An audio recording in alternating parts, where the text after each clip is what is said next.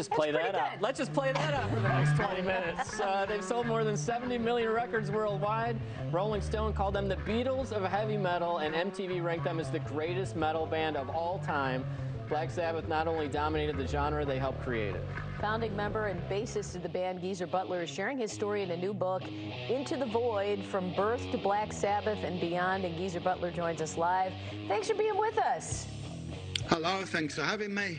You a big early morning riser? We don't think of the metal band members as being morning folks. Well, it's 3:45 in the afternoon here in England. There we go. Oh, that's the right. hitch. So tell us how, it doesn't seem like we have many metal bands anymore. I know you guys were like the first, and then we had a whole trend that followed after you. And are there any ones now that you're listening to? Not so much metal. I like bands like Rival Sons, like more hard rock rather than. I think a lot of the metal bands are starting to sound too much the same. Ah. So the older, like Metallica, is still massive, but a lot of the newer bands seem to have the same formula. So you're telling the story of your life and also, of the band, of course. Why now? Why did you think this was a time that I want to get all this out there and start telling these stories? Well, it started when the lockdown and the pandemic, and I was stuck at home for like 12 months, unable to go anywhere. And I started out as writing it as a memoir for my grandchildren, because when my parents passed away, there were so many things that I wanted to ask them that I never got to ask.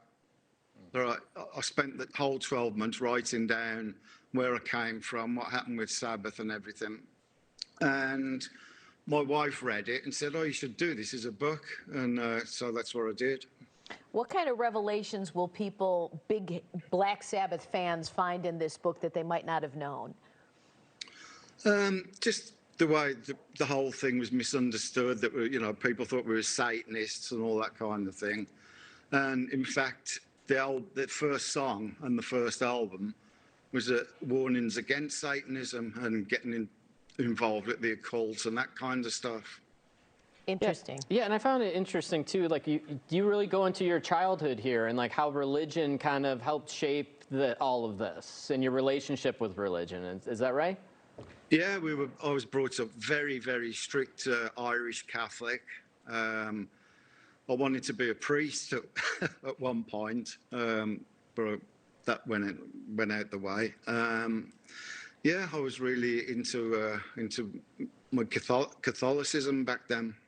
How did I'm not sure when your parents, if they were around for your journey into Black Sabbath, if your mom wanted to be you to be a priest, what did she think about Black Sabbath?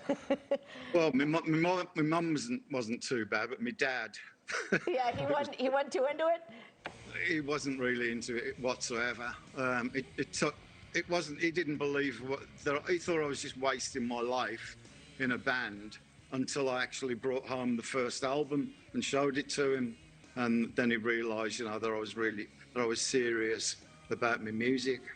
Did he see the transition of the band take off, and where you made this not only a career, but I mean, you made yourself, a ton of money in this little hobby of yours? Yeah, he was really pleased for me eventually when because they thought I'd do like one album and then go and get a proper job.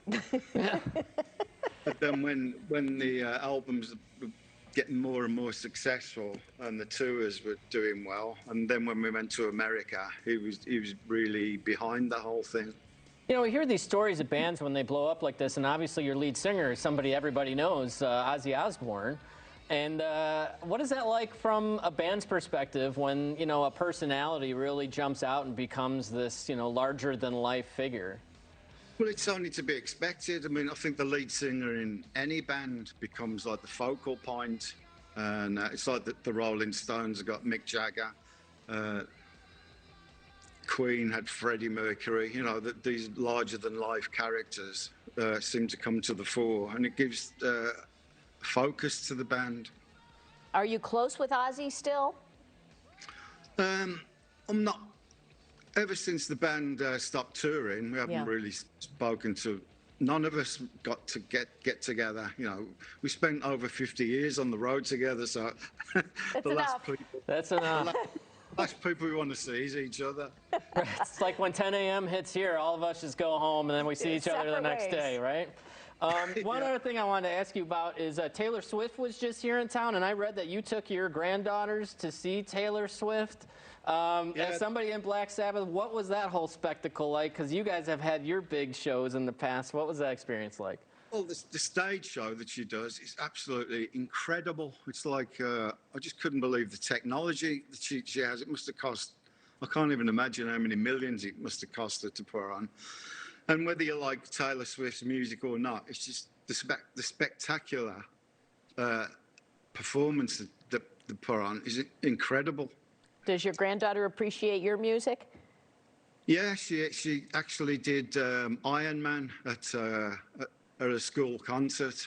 Oh, you're kidding. And that was at her Catholic school concert, right? So how did that That's go? right, yeah. It went good. I was in the audience and I was expecting people to go, I can't believe you've let your granddaughter do that. But everybody loved it. They really loved it. Of course. That's Well, it's a fantastic. pleasure to talk to you. For more, you can check out GeezerButler.com. He's on all the socials, and the book is called Into the Void. Geezer, pleasure to talk to you. Great. Thanks for having me. All right. All right. Cheers. Bye. Bye-bye. See how I did that, Yeah, you Marcus? did. I knew you snuck it Cheers. in there.